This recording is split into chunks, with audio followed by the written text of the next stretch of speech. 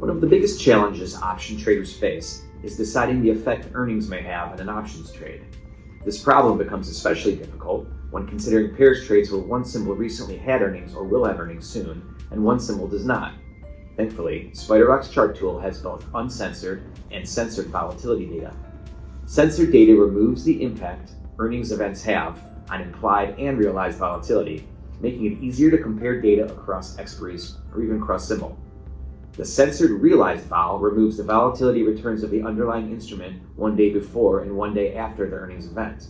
Censored implied vol removes the earnings move that is implied in the marketplace. The implied earnings event can be seen in the tool's earnings dashboard. With data censored from earnings, the user can then break down option trades into two distinct parts.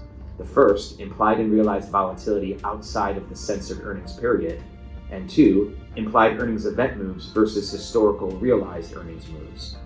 In a pairs trade where one symbol has earnings, NVIDIA, and one does not, QQQ, in the trade time horizon, the user can compare both names' censored volatility data and then factor in the implied versus historical earnings data for the name with an earnings event.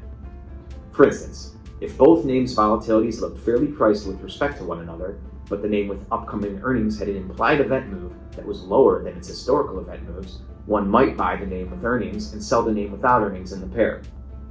Once earnings is censored for NVIDIA, the non-earnings component of the NVIDIA QQQ pair makes NVIDIA look like a potential buy versus QQQ. This was not the case with uncensored data.